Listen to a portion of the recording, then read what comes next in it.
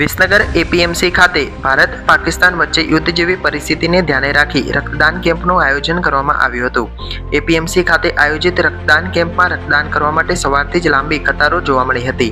Mothers day નિમિત્તે માતૃભૂમિ માટે રક્તદાન કરવા માટે વિસનગર વાસીઓની લાઈનો જોવા મળી હતી। આ રક્તદાન કેમ્પમાં 1000 બોટલ રક્ત એકત્રિત કરવાનો લક્ષ્યાંક રાખવામાં આવ્યો હતો, જ્યાં 400 બોટલ રક્ત એકત્રિત બપોર સુધીમાં થયું હતું। વિસનગર એપીએમસી ખાતે ખેતીવાડી ઉત્પન્ન બજાર સમિતિ વિસનગર જીટી જનરલ હોસ્પિટલ આરોગ્ય વિભાગના સંયુક્ત ઉપક્રમે રક્તદાન કેમ્પનું આયોજન કરવામાં આવ્યું હતું। આ રક્તદાન કેમ્પ ગુજરાત રાજ્યના આરોગ્ય મંત્રી ઋષિકેશભાઈ પટેલની ઉપસ્થિતિમાં કરવામાં આવ્યો હતો। હાલમાં તણાવગ્રસ્ત સમયમાં સૈન્યના વીર જવાનો સરહદ પર ઢાલ બનીને દેશની સેવા કરી રહ્યા છે, ત્યારે મધર્સ ડે પર માતૃભૂમિ માટે રક્તદાન કરી રાષ્ટ્ર સેવામાં જોડાવા માટે રક્તદાતાઓ ઉમટી પડ્યા હતા, જ્યાં બપોર સુધીમાં 400થી વધુ બોટલ રક્ત એકત્રિત થયું હતું। રક્તદાન કેમ્પમાં રક્તદાન કરવા માટે મહિલાઓ તેમજ વિદ્યાર્થીઓ અને પોલીસ જવાનો પણ આગળ આવ્યા હતા। રક્તદાન કરનાર તમામ રક્તદાતાને એપીએમસી દ્વારા આકર્ષક ગિફ્ટ આપવામાં આવી હતી।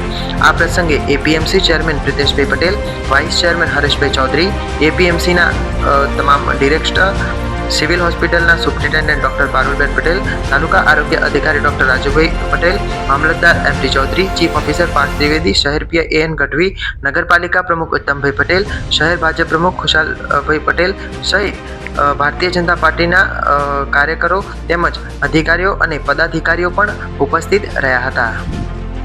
આજે માનનીય આરોગ્ય મંત્રી શ્રી ઋષિકેશભાઈ પટેલ સાહેબની પ્રેરણા અને ઉપસ્થિતિમાં હાલની જે યુદ્ધની જે પરિસ્થિતિ છે તેના અનુસંધાને આપણે રક્તદાન મહાકેમ્પનું આયોજન APMC, Visnagar civil hospital, Vadnagar hospital, જિલ્લાનું આરોગ્ય તંત્ર અને તમામ સ્વૈચ્છિક સંગઠનો, અમારું ભારતીય જનતા પાર્ટીનું પણ સંગઠન સર્વે સંમિલિત થઈ આજે એક બહુ મોટો રક્તદાન કેમ્પનું આયોજન કર્યું છે।